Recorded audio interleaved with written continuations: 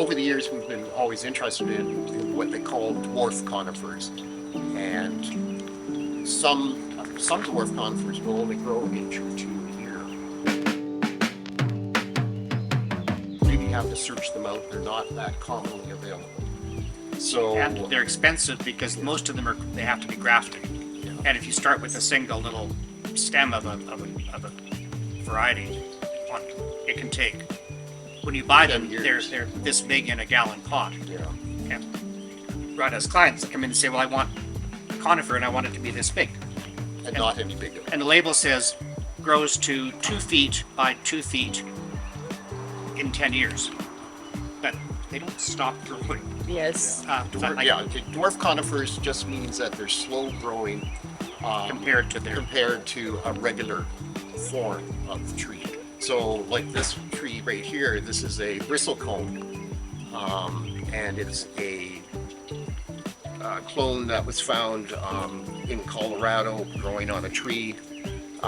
it's a witch's broom. So it's basically a witch's broom, and it's slow growing, dense, and also even though it is slow growing, I still candle it, which means breaking off some of the new growth. I'll break it in half. I'll just snap it off at this stage, and so that stunts the growth even more.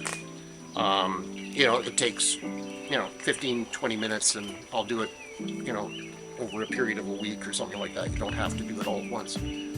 But again, it keeps it a denser, more compact growth habit. And for this location, I definitely want something that's smaller. On the other side here is a Swiss stone pine, which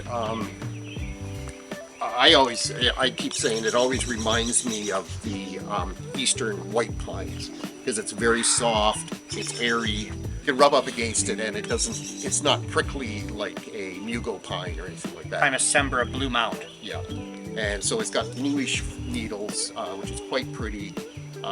We've planted it a little too close to the pathway, so we've had to do some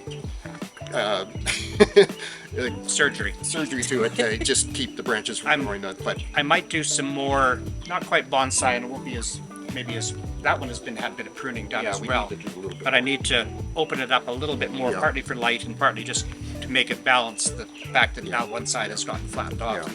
Yeah, that's the nice thing about most of these conifers, dwarf conifers, pine conifers in general, pines specifically. You can take out some of the branches and open it up and get that wonderful Japanese, Asian look to them, and it doesn't hurt them at all.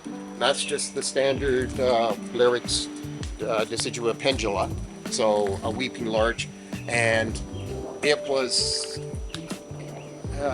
It was in a 5-gallon pot, and it was twisted. Somebody's do this. They twist them into spirals, Yeah, really tight. which is really not very nice. Plant torture. Yeah. And what we finally did over the years, we staked it, but we also slowly stretched it. It's like putting it on the rack Okay. to try and get it to, and then of course kept training it vertically. But So it definitely, because of our big elms, and then we have the lilac right here, it is growing very one-sided towards the light. But at the same time, that just kind of, actually it gives you little vistas through the garden, through the larch into the garden. So, and we've got branches, and we find that it'll put out new branches along the trunk.